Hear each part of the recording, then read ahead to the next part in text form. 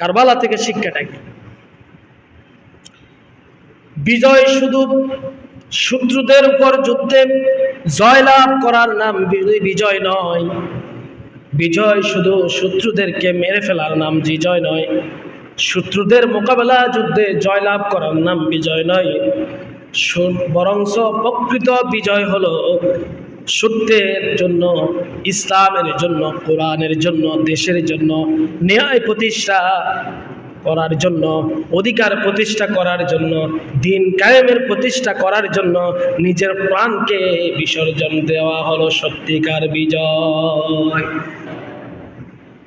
মৃত্যুকে হাসি মুখে মেনে নেওয়া, ফাঁসির রশিকে ফুলের গলার মালা মনে করা, এটাই হলো প্রকৃত বিজয়। সুবহানাল্লাহ।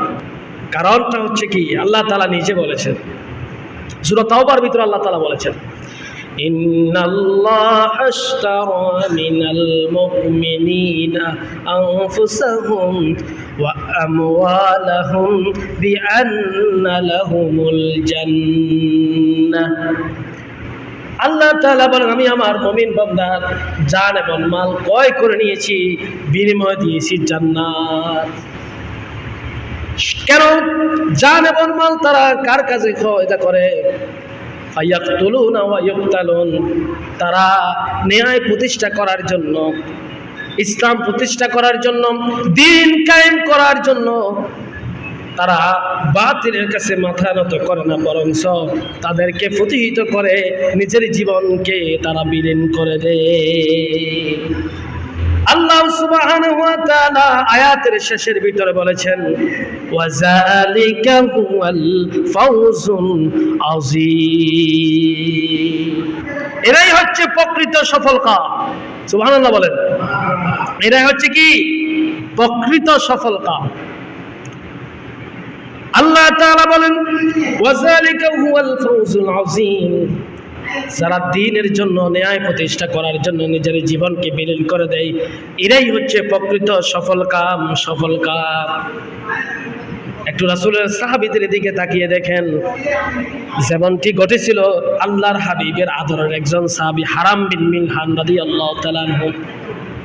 হারাম বিন মিলহান রাদিয়াল্লাহু তাআলা আনহুকে যখন কাফেররা, মুনাফিকেরা, মুশরিকেরা রাসূলের সাহাবী হারাম বিন মিলহানকে পিছন দিক দিয়ে যখন ছুরির আঘাত করতেছে, মুশরিকরা যখন হারাম বিন মিলহানকে ছুরির আঘাত করতেছে, এমন সময় হারাম বিন মিলহান শত্রুদেরকে উদ্দেশ্য করে একটি কথা বলেছেন, সেটা হলো ফাজাত রব্বিল কাবা, ফাজাত ওয়া রব্বিল কাবা। আমি কাবা ঘরের কসম করে বলতেছি, ও শত্রুরা শুনো শোনো, ফাজাত ওয়া রব্বিল কাবা, আমি কাবা ঘরের কসম করে বলতেছি, আমি সফল কাম হয়ে গিয়েছি। সুবহানাল্লাহ। খেয়াল করেন, রাসূলের সাহাবী হারাম বিন মিলহান রাদিয়াল্লাহু তাআলা আনহু যখন শত্রুরা, মুশরিকরা, মুনাফিকরা তাকে ছুরির আঘাত করতেছে, মৃত্যুর শয্যায় ঢলে পড়তেছে, ওই মুহূর্তে সে হাসতে হাসতে মুশরিকদেরকে লক্ষ্য করে বলেন, ফাজাত ওয়া রব্বিল কাবা, আমি কাবা ঘরের কসম করে বলতেছি, আমি সফল কাম হয়ে গিয়েছি। সুবহানাল্লাহ, সুবহানাল্লাহ। এমন কষ্টের মুহূর্তে কে হাসি মুখে বলতে পারে? আল্লাহ তাআলা এই কারণে বলেছেন, ওয়াযালিকা হুয়াল ফাওজুল আযীম। এরাই হচ্ছে প্রকৃত সফল কাম, যারা মৃত্যুকে হাসি মুখে মেনে নেয়, তারপরে বাতিলের কাছে মাথা নত করে না। শুধুমাত্র শত্রুদের সাথে যুদ্ধ করে জয়লাভ করা, এটা কিন্তু বিজয় নয়। বিজয় হচ্ছে একটাই, সেটা হলো আখিরাতের জন্য বিজয়। সেটা হলো শত্রুদের কাছে মাথা নত করা নয়, বাতিলের কাছে মাথা নত করা নয়, নিজের জীবনকে বাতিলের কাছে উৎসর্গ করা নয়, বাতিলের কাছে মাথা নত না করে নিজের জীবনকে ইসলামের জন্য, আল্লাহর জন্য ন্যায় প্রতিষ্ঠা করার জন্য নিজের জীবনকে বিলীন করে দেওয়া, এটাই হচ্ছে প্রকৃত বিজয়। দ্বিতীয় নম্বর শিক্ষাটাকে খেয়াল করুন, কারবালার ময়দানে ইমাম হুসাইন কেন শহীদ হয়েছিল? একদিকে মুসলমান, সবাই কিন্তু মুসলমান। জুমার দিন ঘটনাটা ঘটিয়েছিলেন। জুমার দিন যে সমস্ত শত্রুরা ইমাম হুসাইনকে মেরেছিলেন, দুনিয়া থেকে বিদায় করেছেন, অথচ তারা ফজরের জামাত ইমাম হুসাইনের পিছনে তারা আদায় করেছে, জুমার নামাজ তারা ইমাম হুসাইনের পিছনে আদায় করেছে। তারাও তো মুসলমান। তাহলে আসল বিজয়টা কি? সত্যিকার তারা মুসলমান নয়, কারা হচ্ছে মুনাফিক মার্কা মুসলমান। দ্বিতীয় নম্বর শিক্ষা হলো সত্য এবং আদর্শের কোনোদিন মৃত্যুবরণ করে না। সত্যের কখনো মৃত্যু নাই। সত্যের কখনো, আদর্শ এবং সত্য এই দুইটা জিনিস মনে রাখবেন। আদর্শ এবং সত্য এই দুইটা জিনিসের কখনো মৃত্যুবরণ নয়, বরঞ্চ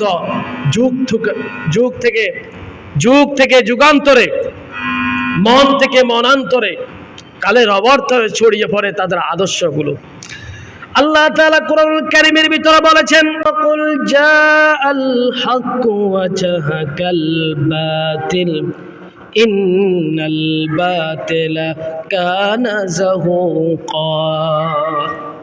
আল্লাহ 1450 বছর আগেই স্পষ্ট আকারে আল্লাহ তাআলা বলে দিয়েছেন যে সত্য এবং আদর্শের কখনো মৃত্যুবরণ হয় না। যখন সত্য কায়েম হয়ে যায়, মিথ্যা চিরকাল মিথ্যাই, আর মিথ্যা দৌড়ে ফেলায়। মিথ্যার কোনোদিন মিথ্যা কখনো দিন সঠিকভাবে টিকতে পারে না। সত্যের বিজয় চিরকাল থাকবে। সত্য কখনো মারা যাবে না, আদর্শ কখনো মারা যাবে না। ইন্নাল বাতিলা কানা যাহুকা। আল্লাহ তাআলা নিজে বলেছেন, নিশ্চয় বাতিল এবং মিথ্যা চিরকালই কি মিথ্যা। সম্মানিত হাজিরিন, সত্যপন্থীদের শাহাদাত একটু খেয়াল করেন। সত্য আদর্শ কখনো মৃত্যুবরণ করে না। কিভাবে? সত্যপন্থীদের শাহাদাত যারা ন্যায় প্রতিষ্ঠান আন্দোলন করতে গিয়ে জীবন দেয়, ওই সমস্ত ব্যক্তিদেরকে আল্লাহ তাআলা তাদের আদর্শের কখনো মৃত্যুবরণ হয় না। তারা যদিও পৃথিবী থেকে চলে যায়, কিন্তু তারা আদর্শ যুগ থেকে যুগান্তরে, মন থেকে মনান্তরে ছড়িয়ে পড়ে। তাদের আদর্শ মৃত্যুবরণ হয় না, বরং অনাগত প্রজন্মে অনন্তহীন অনুপ্রেরণা তাদের বিজয়ের চূড়ান্ত শিখায় পৌঁছে যায়। একটু খেয়াল করেন, ইমাম হুসাইন 61 হিজরি সনে মারা গিয়েছে, পৃথিবী থেকে বিদায় গ্রহণ করেছে, কিন্তু ইমাম হুসাইনের আদর্শে এর সৈনিকেরা এখনো আছে, কিয়ামত পর্যন্ত তারা থাকবে, কখনো মৃত্যুবরণ হয় না। যুগ থেকে যুগান্তরে, মন থেকে মনান্তরে, কালের অবন্তরে ছড়িয়ে পড়ে। কিয়ামত পর্যন্ত ইমাম হুসাইনের আদর্শেরা ন্যায় প্রতিষ্ঠা করার জন্য জীবন দিবে, দিন কায়েমের জন্য জীবন দিবে, দিন প্রতিষ্ঠার জন্য জীবন দিবে, কিন্তু তারপরেও তারা বাতিলের কাছে মাথা নত করবে না। এটাই ইমাম হুসাইন কারবালাতে জীবন দিয়ে শিক্ষা করে দিয়েছে। শুধু তাই নয়, 72 জন সাহাবী জীবন দিয়েছেন কারবালায়। তারা বাতিলের কাছে মাথা নত করে না। এটাই হলো শিক্ষা। এই মাথা নত না করার কারণে আজকে কিয়ামতের শেষ মুহূর্তেও তাদের কথা মুসলমান ভুলতে পারে না। শুধু তাই নয়, তাদের কথা স্মরণ করে তাদের আদর্শকে টিকিয়ে রেখে এখনো পর্যন্ত ন্যায় প্রতিষ্ঠা করার আন্দোলন তারা করতে যায়, এবং ওই আন্দোলন করতে গিয়ে তারা নিজের জীবন পর্যন্ত বিলীন করে দেয়। ঠিক কিনা? এটাই হলো ইসলাম, এটাই হকুল জাল হক, এটাই হকের বিজয়, এটাই হক, এটাই হকের বিজয়।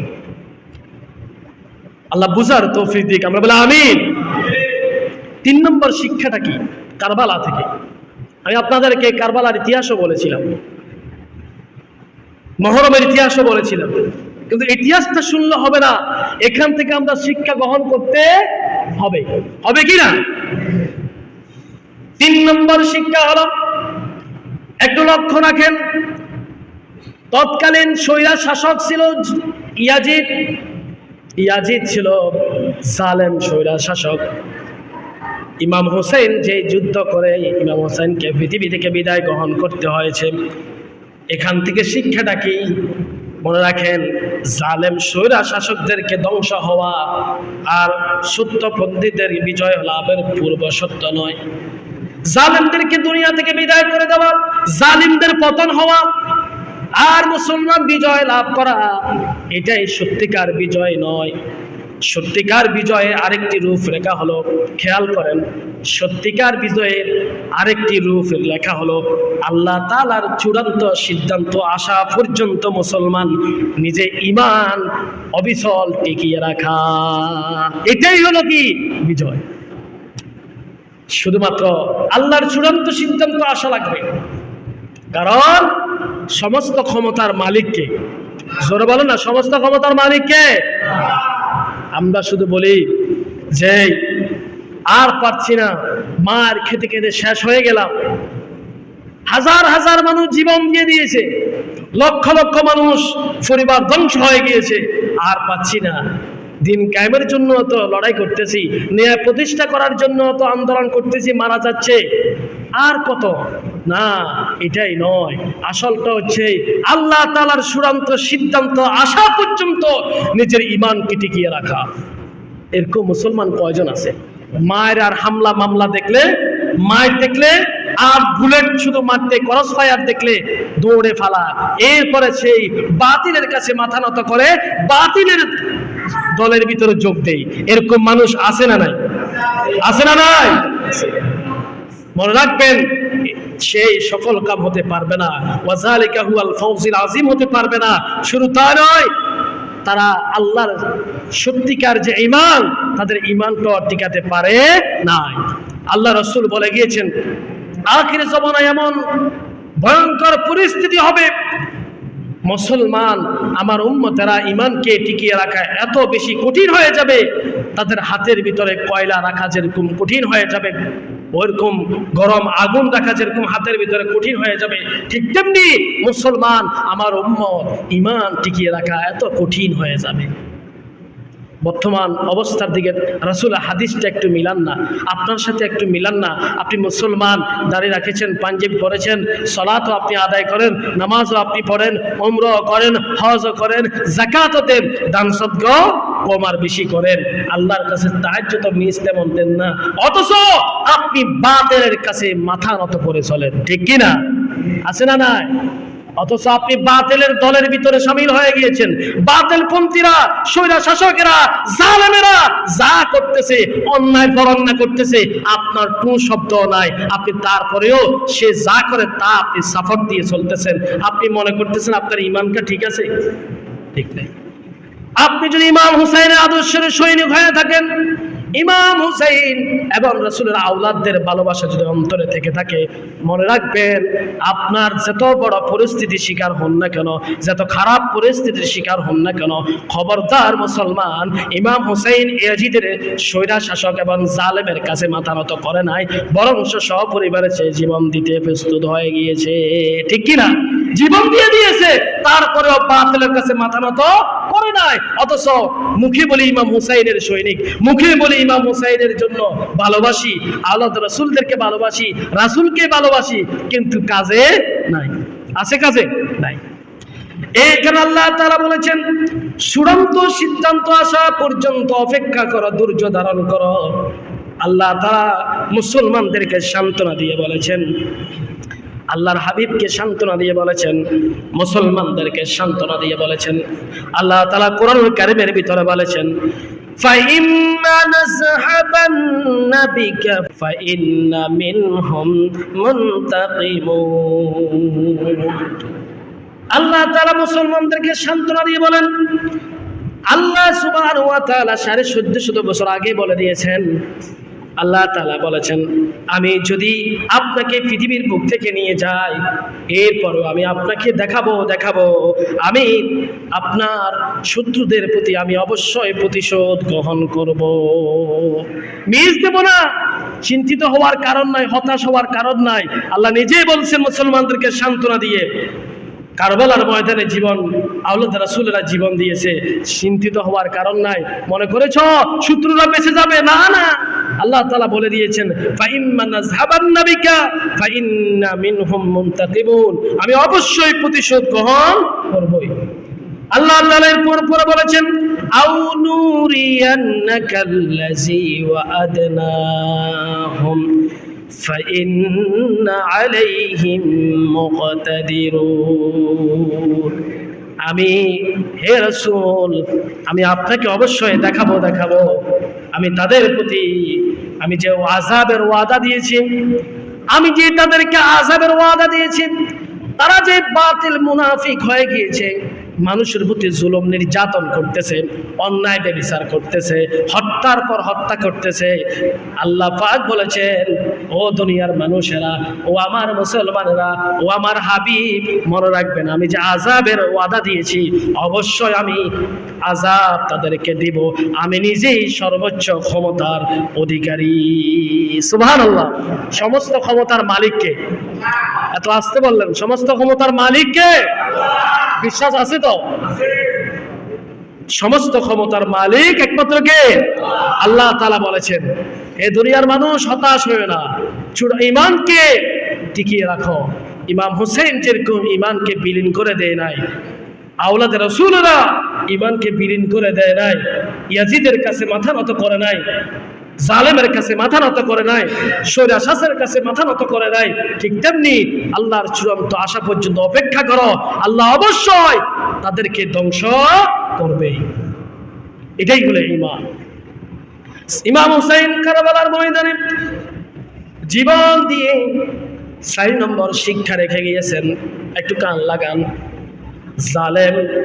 জালেমের পতন জালেম স্বৈরা শাসক এবং জালেম অত্যাচারী শাসক পতন হওয়া তাদের বিলম্ব পতন হওয়া অর্থ তাদের জালেমদের বিজয় নয় জালেম এবং স্বৈরা শাসকদের পতন বিলম্ব হওয়া মানে হলো যে তাদের বিজয় অর্জন না তাদের বিজয় অর্জন নয় যতই বলুক 45 সাল আর 41 সাল যতই বলুক 100 বছর আর 200 বছর কখনো জালেমদেরকে মনে রাখবেন আল্লাহ তাআলা নিজে বলেছেন জালেম স্বৈরা শাসকদেরকে আল্লাহ সুযোগ দেন কিন্তু ছেড়ে দেন না সুযোগ দেন কিন্তু ছেড়ে দেন না গুড়ির মতন আল্লাহর কাছে এসেছে আল্লাহ সুযোগ দেন তারা কি করে দেখো কারণ এক সময় আল্লাহ তাআলা নিজেই ক্ষমতা অধিকারী এক সময় তারা আল্লাহর দিকে ফিরে আসবে এবং কঠিন আযাব তাদেরকে বক্ষণ করতেই হবে আল্লাহ তাআলা কুরআনুল কারীমের ভিতরে বলেছেন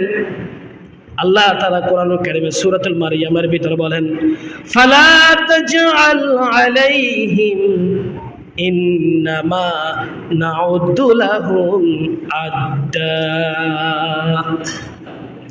আল্লাহ এইবার হুঁশিয়ারি জারি করেছেন আইন জারি করেছেন ধমক দিয়েছেন এবং কঠোরভাবে আল্লাহ তাআলা পরিস্থিতি মোকাবেলা করলেন আল্লাহ তাআলা আগে মুমিনদেরকে সান্ত্বনা দিয়ে বলেছেন আবার আল্লাহ তাআলা এই জায়গায় ডাইরেক্ট হুঁশিয়ার করেছেন আল্লাহ তাআলা বলে মুসলমানেরা ও ঈমানদাররা তোমাদের প্রতি জুলুম নির্যাতন আসতেছে তোমরা হতাশ হয়ে না কাফির মুশরিকরা মুনাফিকরা আওলাদ রাসূলদেরকে মেরে ফেলা হয়েছে কারবালার ময়দানে হতাশ হয়ে না যারা জালেম স্বৈরা শাসক যারা আমার বান্দাদের প্রতি অত্যাচার জুলুম করতেছে নির্যাতন করতেছে আমি অবশ্যই তাদের প্রতি কি শাস্তি অবশ্যই আমি দিব তোমরা তাড়াহুড়া করো না ফালা তাজআল আলাইহিম তাড়াহুড়া করিও না তাদের ব্যাপারে শুনো ইন্নামা নাউদ্দু লাহুম আদ্দা অবশ্যই আমি আল্লাহ ইন্নামা নাউদ্দু লাহুম আদ্দা তাদের নাম ঠিকানা আমি নিজেই গণনা করে লিখে রেখেছি আল্লাহু আকবার লিখেছে কে আল্লাহ তারা মনে করতেছে আল্লাহ নিজে বলতেছেন তারা মনে করতেছে তারা মানুষের প্রতি অত্যাচার মানুষের প্রতি নির্যাতন মানুষের প্রতি হামলা মানুষের প্রতি হত্যা মানুষেরকে হত্যার পর হত্যা করবে পৃথিবীর বুক থেকে মানুষদেরকে বিদায় করে দিবে তারা বেঁচে যাবে না আল্লাহ বলতেছে জালেমেরা শুনো তোমরা কে কোথায় রাতের অন্ধকারে হোক দিনের অন্ধকারে হোক সকল কিছু বন্ধ করে হোক কোথায় কি করতেছ কেউ না দেখতেছে কেউ না দেখলেও দেখে কে আল্লাহ নিজে বলছে ইন্নামা নাউদ্দু লাহুম আদ্দা, কেউ যদিও না দেখে দুনিয়ার মানুষকে ফাঁকি দেওয়া যায়, আমি রব্বুল আলামিনকে ফাঁকি দেওয়া যায় না। কোথায় কে কি করতেছ, কার প্রতি জুলুম করতেছ, কাকে হত্যা করতেছ, কার ফ্যামিলিকে তছনছ করতেছ, আল্লাহ তাআলা নিজে বলেছেন ইন্নামা নাউদ্দু লাহুম আদ্দা, আমি নিজে গণনা করে রেখেছি, লিখে রেখেছি। এমন সময় আসবে আমি আল্লাহ ওই নোটিশ ধরে ধরে, নাম ধরে ধরে তোমাদেরকে কিয়ামতের ময়দানে বেইজ্জতি এবং নির্যাতন তোমাদেরকে আমি করবই। আল্লাহ পারবে কিনা? এই ক্ষমতা কার? কার? আল্লাহর ক্ষমতা আছে কিনা? দুনিয়ার মানুষ কি ক্ষমতা দেখাবে? আল্লাহ নিজে বলেছেন, আল্লাহ নিজে স্পষ্ট আকারে সূরাতুল মারিয়ামের ৮৪ নং আয়াতে প্রয়োজনে বাড়িতে গিয়ে কোরআনুল কারীমের, আপনাদের এখানে কোরআন আছে না? আছে কিনা ভাই? সূরা মারিয়াম ধরবেন, ৮৪ নম্বর আয়াত ধরবেন। আমি কি নিজ থেকে বলতেছি না কোরআন থেকে বলতেছি? আল্লাহ নিজে স্পষ্ট বলছে ইন্নামা নাউদ্দু লাহুম আদ্দা, আমি নিজের নাম গণনা করে রেখেছি, কেউ ফালাতে পারবে না। বলেছেন কে? একটু লক্ষ্য রাখেন, কিভাবে ফালাতে পারবেন? আল্লাহ ধরবে। আল্লাহর ধরা হলো শেষ ধরা। আল্লাহ ধরা কি?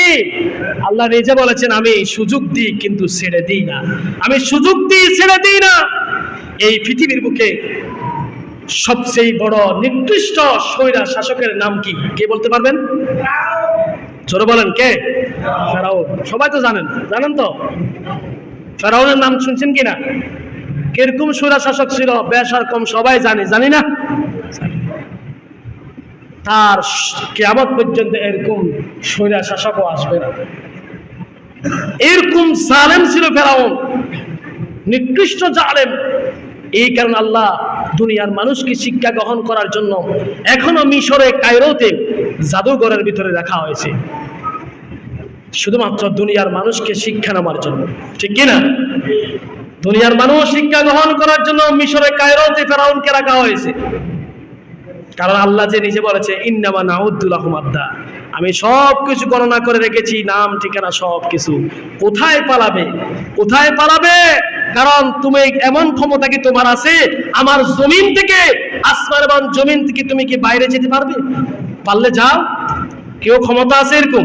পৃথিবীর যত বড় রাজা বাদশা বলেন, পৃথিবীর যত বড় ক্ষমতাসীন বলেন, পৃথিবীর সমস্ত ক্ষমতাসীন অত্তর হয়ে যদি অস্ত্র শস্ত্র বলিয়ান হয়ে এই পৃথিবীর গণ্ডি থেকে বের হতে পারবে? আর জনগণ গণ্ডি থেকে বের হতে পারবে? সম্ভব? সম্ভব নয়।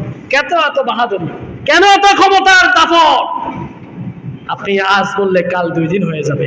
আপনি আজকে একটু দেখেন না, ক্ষমতার মালিক আল্লাহ। আল্লাহ এমন এক পর্যায়ে চলে আসবে, ফেরাউনকে যেভাবে পানিতে ডুবিয়ে মারেছেন, কার কোন সময় জালেম স্বৈরা শাসকদের জন্য এত বড় ক্ষমতাশীল হওয়ার পরেও কাকে কোন সময় ধ্বংস করবে এটা জানে কে? আল্লাহ। ফেরাউন ছিল সবচেয়ে নিকৃষ্ট জালেম। এমন পর্যায়ে হয়ে গেল তাকে রব হিসেবে সেই স্বীকৃতি দিল, যে তাকে রব হিসেবে মানবে না তাকে কতল করা শুরু, ডাইরেক্ট ক্রস ফায়ার। কিরকম পরিস্থিতি দেখেন। ফেরাউন ছিল একজন কবরস্থানের মালিক, মানে গেট দারোয়ান ছিল আর কি। সেই এক পর্যায়ে 2 বন্ধু মিলে, লম্বা ইতিহাস আরেকদিন আপনাদেরকে বলবো, শুধু সংক্ষিপ্ত আকারে বলতেছি। এই ফেরাউন শিক্ষা তেমন নেই, কিন্তু সে এমন বুদ্ধি করে, শয়তানের বুদ্ধি তো বেশি, এই বুদ্ধি করে সে শেষ পর্যন্ত সেই এই মিশরের প্রেসিডেন্ট হয়েছিলেন এই ফেরাউন। এমন পর্যায়ে হয়ে গেল সেই নিজেকে রব দাবি করলো, এমন রব দাবি করলো যে তাকে মানবে না তাকে সে হত্যা করবে। এমন শুধু তাই নয়, ওই জমানার ভিতরে যারা অন্য কিতাবদের উলামায়ে কেরাম ছিলেন, অন্য আল্লাহর আসমানি কিতাবের আলেম ছিলেন, তারা বলেছেন ফেরাউনকে ধ্বংস করার জন্য, ফেরাউনকে দাওয়াত দেওয়ার জন্য একজন নবী আল্লাহ তাআলা প্রেরণ করবেন, সে হলো ছেলে নবী। আর এই কথা শোনা মাত্র হয় ফেরাউন তার দেশের ভিতরে সমস্ত বাচ্চাদেরকে, মাসুম বাচ্চাদেরকে হত্যার পর হত্যা করেছে। কিরকম নির্দিষ্ট মাসুম বাচ্চাদেরকে হত্যা করেছে ফেরাউন। যে জায়গায় শুনছে ছেলে সন্তান জন্ম হয়েছে সে জায়গায় হত্যা, আর যারা এর পক্ষে নিয়েছে তাদেরকে হত্যা, হত্যার বন্যা বসিয়ে দিয়েছে। একতন্ত্র কায়েম করেছে স্বৈরা শাসক ফেরাউন।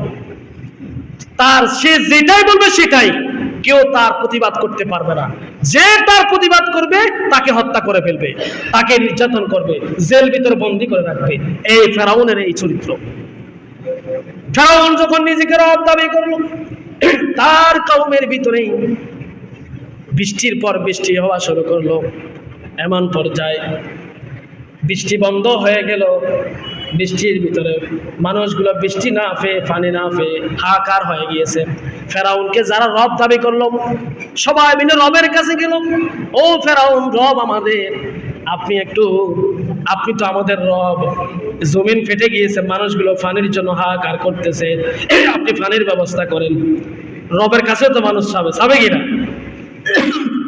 এখন রবের কাছে তখন গেল, ফেরাউন বলতেছ ঠিক, তোমরা আমার কাছে আসিস, একটু ধৈর্য ধরো, 2টা দিন অপেক্ষা করো। রব 2টা দিন সময় যাচ্ছে।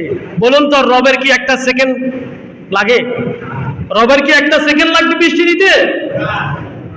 কারণ কোন ফায়াকুন, হাও হয়ে যায়। ওই ফেরাউন 2টা দিন সময় চাইল, একটু ধৈর্য ধরো 2টা দিন। আর এইদিকে ফেরাউন একজনের কাছে গভীর অন্ধকারে চলে গেলেন, তিনি হচ্ছে রব্বুল আলামিন। ফেরাউন চোর হলেও মানুষ ভালো, কথা একটা আছে না, চোর হলেও কি মানুষ ভালো। সে জানে আমি তো বাহাদুরি করতেছি, রব দাবি করতেছি, আমি রব দাবি করতেছি, আসলে তো আমি রব নয়। আমি ক্ষমতার দাপট দেখাচ্ছি, আসলে তো আমি ক্ষমতার মালিক নয়। ক্ষমতার মালিক হচ্ছে কে? রবকে, আল্লাহ। তো সেই তো নিজেই জানে। দুনিয়ার মানুষের কাছে বাবা পাওয়ার জন্য দেখবেন বর্তমান যুগের যারা স্বৈর শাসক জালেম, তারাও নিজেকে ক্ষমতা দাবি করে, কিন্তু এক সময় রবের দরবারে কাবা ঘরের নিকটেও তারা যায় কিনা? তারা কিন্তু জানে আসল রবকে, আসল ক্ষমতার মালিককে। কিন্তু দুনিয়ার মানুষের ক্ষমতা দেখানোর জন্য তারা দুনিয়ার এই পরিস্থিতি, ফিতনা ফাসাদ তারা সৃষ্টি করে। ফেরাউন রাতের অন্ধকারে, গভীর অন্ধকারে সেই আল্লাহ তাআলার সিজদায় পড়ে গেলেন, আর আল্লাহর কাছে কান্নাকাটি করলেন, আল্লাহ, দুনিয়ার মানুষের সাথে আমাকে ছোট করবেন না, কারণ আমি দুনিয়াতে বাদশাহী চাই, রব চাই। এরপরে আল্লাহর কাছে কান্নাকাটি করার পর বৃষ্টি চাইলো, বৃষ্টি দিল।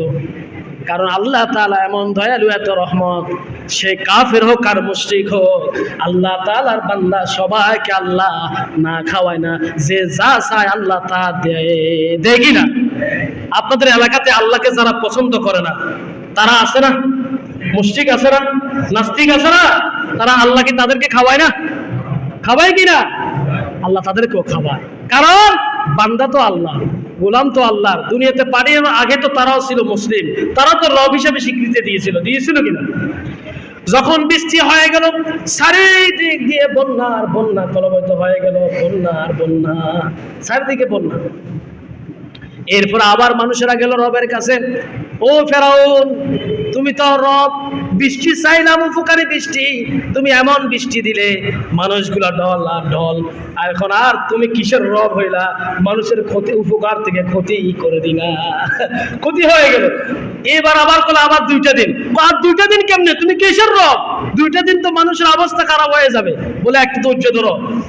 এরপর আবার সেই আল্লাহর কাছে প্রার্থনা শুরু করলেন বৃষ্টি বন্ধের জন্য, প্লাবন হয়ে বন্ধ করার জন্য। এরপর আল্লাহ তাআলা ওই ফেরাউনকে বললেন, ও ফেরাউন, তুমি বৃষ্টি দেওয়া হবে, গায়েবী আওয়াজ আসে, বৃষ্টি দিব, বৃষ্টি বন্ধ হবে, প্লাবন থেকে নাজাত দিয়ে দেব। শুনো, তোমায় আমাকে একটি আইন প্রণয়ন করে দাও, একটি আইন তুমি দিয়ে দাও, তোমার কওমের ভিতর তুমি তো রব। হ্যাঁ আমি রব। কয় তাহলে তোমার হুকুম যদি না মানে, তোমার হুকুম যদি না মানে, তোমার বিধান যদি না মানে, তোমার আইন যদি না মানে তোমার প্রজারা, তাহলে তুমি তাদেরকে কি শাস্তি দিবা? ফেরাউন চিন্তা করলো, এই আইনটা যদি আমি না বলি, তাহলে তো আল্লাহ বন্ধ করবে না, তো মানুষের আর রব মানিও মানবে না। তখন ফেরাউন চিন্তা করলো কিছু একটা বলা দরকার। ফাঁসি ছিল নীল নদ, সে নীল নদীর দিকে তাকিয়ে বলে, আল্লাহ, যে রবকে মানে না, আমার হুকুম মানবে না, তাকে এই নীল নদের ভিতরে ডুবিয়ে মারা উচিত। আল্লাহ কয় ঠিক আছে, তুমি এটা সাক্ষ্য দিয়ে দাও। সাক্ষ্য নিয়ে নিলেন। আর এই মুসা আলাইহিস সালাতু ওয়াস সালামকে যখন ওই ফেরাউন ধ্বংস করার জন্য, দলবল নিয়ে হত্যা করার জন্য রওনা দিয়েছেন, আমরা অনেকে ইতিহাসটা জানি। ওই ফেরাউনকে যখন ফেরাউন মূসাকে যখন মারার জন্য ধাওয়া করলেন, আল্লাহর নবী মূসার লাঠির আঘাতে নীল নদ দুই ভাগ হয়ে গিয়েছিল, আর মূসা এবং তার কওমেরা নীল নদ পাড়ি দিয়ে ওপারে চলে গেলেন। আর এইদিকে ফেরাউন নীল নদের মাঝখান বরাবর তার প্রজাদেরকে নিয়ে আল্লাহ তাআলার হুকুমে ওই পানির ভিতরে ডুবে মরেছিলেন। ঠিক কি না? আল্লাহ তাআলা ফেরাউনকে তার সহকর্মীদেরকে ওই নীল নদের ভিতরে ডুবিয়ে মেরেছেন। শুধু তাই নয়, আল্লাহ তাআলা ঘোষণা করেছেন, ও পানি, ও মাছ, তোমরা খবরদার খবরদার এই ফেরাউনের একটি পশমও তুমি খাবা না, একটি পশমও ফসাবা না। কারণটা হলো, আমি এই ফেরাউন যে নিজেকে রব দাবি করেছে, দুনিয়ার ভিতরে সে ক্ষমতাসীন দাবি করেছে, ক্ষমতার দাপট দেখিয়ে মানুষদেরকে হত্যা করেছে, নির্যাতন করেছে। শুধু তাই নয়, আমার মূসাকে সে হত্যা করার ষড়যন্ত্র করেছে, আমার মূসার উম্মতদেরকে হত্যার পর হত্যা করেছে। আর এই ফেরাউনকে দুনিয়ার কিয়ামত পর্যন্ত মানুষকে শিক্ষা দেওয়ার জন্য আমি তাকে সুটকি করে রাখবো। এ ক্ষমতার মালিককে এখনো পর্যন্ত এই ফেরাউন অক্ষত অবস্থায় মিশরে আছে কিনা? যারা আছে কিনা? তাকে কোনো কিছু মেডিসিনও দেওয়া লাগে না, সুটকি করে আল্লাহ রেখেছেন। আল্লাহ তাআলা এই কারণে বলেছে, ইন্নামা নাউদ্দু লাহুম আদ্দা, এমন ধরা আসবে আমি তো ভুলে যাই নাই। কেউ যদিও না দেখে, দেখে কে? সবকিছু বন্ধ করে রাতের অন্ধকারে যা কিছু করো না কেন, হত্যার পর হত্যা করো না কেন, কেউ না দেখলেও দেখে কে? দেশের মানুষ না দেখলেও দেখে কে? আল্লাহ। আল্লাহর ধরা বড় ধরা। ইন্নামা নাউদ্দু লাহুম আদ্দা, আল্লাহ নিজে বলেছেন, আমি এমন ধরা দিব একটাও দৌড়ে পালাতে পারবে না।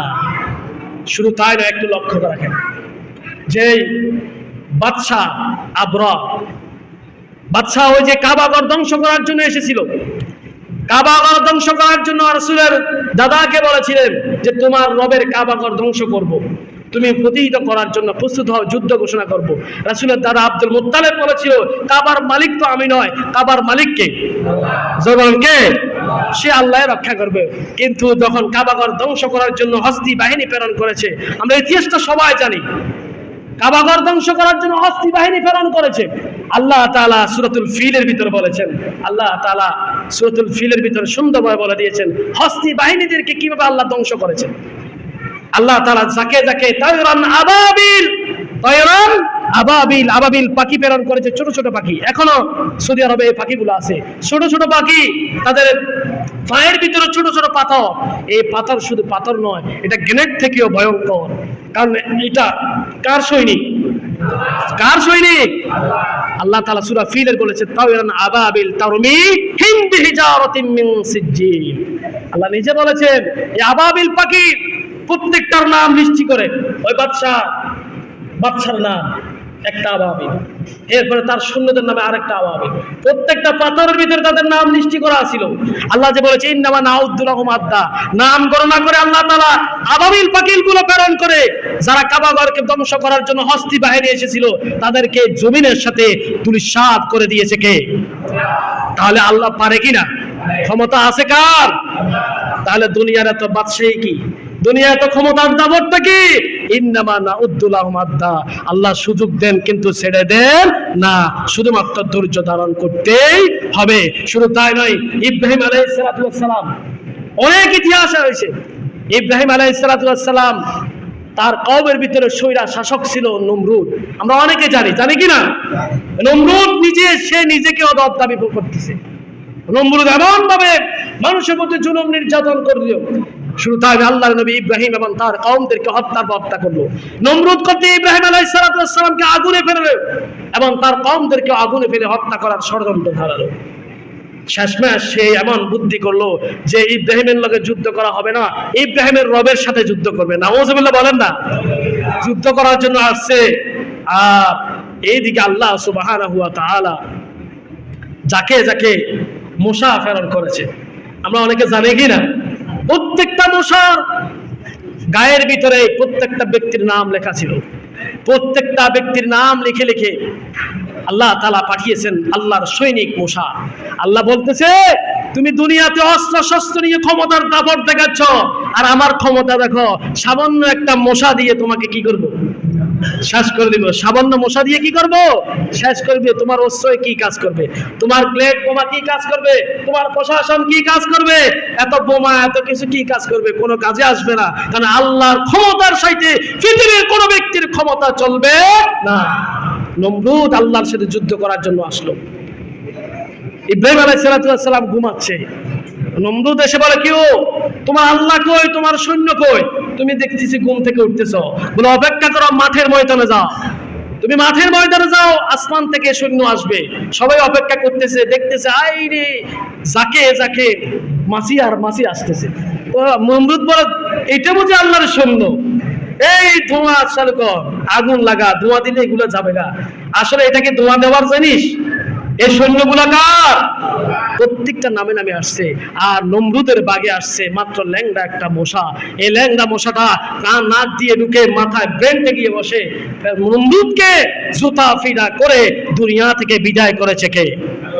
এ ক্ষমতা কার? আল্লাহ এই করে বলছে, ইন্নামা নাউদ্দু লাহুম আদ্দা, যে তুই বাহাদুরি করো, আমি লিখে রেখেছি, গণনা করে রেখেছি, ধ্বংস অনিবার্য, ধ্বংস অনিবার্য। পৃথিবীর ইতিহাসে অনেক অনেক ইতিহাসের ভিতরে জালেম শূরা শাসকদের পতন ইতিহাসের ভিতরে এখন অক্ষত অবস্থায় লেখা আছে। কখনো জালেম শূরা শাসক টিকতে পারে নাই। ইয়াজিদ ইমাম হুসাইন এবং সহপরিবারকে কতল হত্যা করেছিল, কিন্তু সে মাত্র 3টা বছর টিকেছিল। এই 3টা বছরের ভিতরে এমন নিকৃষ্ট স্বৈরা শাসক ছিল, সেই ইমাম হুসাইনকে প্রথম বছরে হত্যা করেছে সহপরিবারে, দ্বিতীয় বছরে মদিনায় হত্যা চালিয়েছে। এমনকি ইমাম হুসাইনকে যে সমস্ত সৈন্যরা হত্যা করেছে, আওলাদ রাসূলকে যে সমস্ত সৈন্যরা হত্যা করেছে, তাদের বিচার ইমাম ইয়াজিদ করে নাই। যারা ইমাম হুসাইনকে মারেছে তাদের বিচার করে নাই। আর মদিনা তো অফিল্লি তাদের সৈন্যদেরকে লিয়ে দিয়েছে যে যারা ইয়াজিদকে মানবে না, যারা ইয়াজিদের ক্ষমতা মানবে না, যারা ইয়াজিদের কাজকর্ম মানবে না, তাদেরকে হত্যা করবা। সৈন্যদেরকে লিয়ে দিয়েছে। তার হুকুম এবং তার আইন যারা মানবে না, তাদেরকে গণহারে হত্যা করো। গণহারে মহিলা সাহাবীদেরকে দর্শন করেছিল ইয়াজিদের সৈন্যরা। ইতিহাসের কথা এখনো লেখা আছে। আর 3 নম্বর বছরের ভিতরে মক্কা শরীফে দখল করার জন্য এই ইয়াজিদ হামলা চালিয়েছে। আর বেশি দিন টিকে না, এই ইয়াজিদকে তার সৈন্যরাই হত্যা করেছে। এবং কি যে উবাইদুল্লাহ বিন জিয়াদ ইমাম হুসাইনকে যে সবচেয়ে বেশি হত্যা করেছে, যার কল্লাকে নিয়ে খেলা করেছে, গোড়ার গলার মালা বানিয়েছিল, তার থুত্তি মুবারক, ইমাম হুসাইনের থুত্তি মুবারকে দিয়ে ফা দিয়ে পিষ্টে করেছিল এই উবাইদুল্লাহ বিন জিয়াদ। তার শেষ পরিণতি কি ছিল সারা পৃথিবীর মানুষ ওই সময় দেখেছে। তাকে যখন যেই তার সৈন্যরা ক্ষমতার দাপট দেখিয়ে এক সময় প্রতিহিত করতে গিয়ে তাদেরকে হত্যা করেছে। তার ক্ষমতা যখন আল্লাহ তাআলা দেখতেছেন, মক্কা শরীফে হামলা করতেছে, উলামায়ে কেরামকে হামলা করতেছে, রাসূলের মহিলা সাহাবীদেরকে নির্যাতন করতেছে, মানুষদেরকে হত্যার পর হত্যা করতেছে ইয়াজিদি বাহিনীরা, শূরা শাসকেরা, তখন আল্লাহ তাআলা আর বসে রোকে না। আল্লাহ তাআলা ডাইরেক্ট সাধারণ মানুষের পক্ষে নিয়ে যুদ্ধের ঘোষণা করলেন। আর ওই যুদ্ধের ভিতরে ইয়াজিদের সৈন্যদেরকে তছনছ করে পৃথিবী থেকে বিদায় করে দিয়েছেন। তার ভিতরে শিক্ষা গ্রহণ করার জন্য উবাইদুল্লাহ বিন জিয়াদের মাথাটা মিম্বারে রাখা হয়েছিল। স্পষ্ট দেখেছিল, মিম্বারে যখন রাখছিল সাহাবী کرام দেখলেন বিষাক্ত একটি সাপ এসে ওই উবাইদুল্লাহ বিন জিয়াদের নাক দিয়ে ঢুকে কান দিয়ে বার হয়, বা কান দিয়ে ঢুকে নাক দিয়ে বার হয়, মুখ দিয়ে বার হয়, চোখ দিয়ে বের হইতেছে। স্পষ্ট সবাই দেখতেছে বিষাক্ত সাপের এই কর্মগুলো। তাই আমার মুসলমান ভাই, ইয়াজিদ প্রত্যেক যে ইয়াজিদেরা কখনো চিরকাল থাকবে না, কারণ সত্য চিরকাল থাকবে। ইমাম হুসাইন জীবন দিয়ে এটাই শিক্ষা দিয়েছে, সত্য চিরকাল সত্য। আর আল্লাহ নিজেই বলেছেন, ওয়াকুল জাল হাক্কু ওয়া জাহাকাল বাতিল ইন্নাল বাতিলা কানা যাউকা। সত্য চিরকাল সত্য থাকবে, মিথ্যা মিথ্যাই থাকবে, কখনো মিথ্যা সত্য হবে না। শুধুমাত্র ওয়ালা তাহিনু ওয়ালা তাহজানু ওয়া আনতুমুল আউলা ইন কুনতুম মুমিনিন। ঈমানদার হতে হবে, খাঁটি ঈমানের বলিয়ান হতে হবে, অন্যের কাছে মাথা নত করা যাবে না, ন্যায় প্রতিষ্ঠা আন্দোলন শরীক থাকতে হবে, তাহলে বিজয় অবশ্যই আসবে। আরেকটা হলো ইন্নাল্লাহা মাআস সাবিরিন, ধৈর্যের পর ধৈর্য ধারণ করতে হবে, আল্লাহর চূড়ান্ত সিদ্ধান্ত আসা পর্যন্ত অপেক্ষা করতে হবে, আল্লাহর সাহায্য কামনা করতে হবে। তাহলে এক সময় অবশ্যই আল্লাহ তাআলা আমাদেরকে ঈমানকে ঈমানিত হবেন, এবং কি ঈমানদাররা সারা পৃথিবীতে বিজয় লাভ করবে। আল্লাহ তাআলা সমস্ত ঈমানদারদেরকে বিজয় অর্জন করার তৌফিক দান করুন। আমরা বলি আমিন।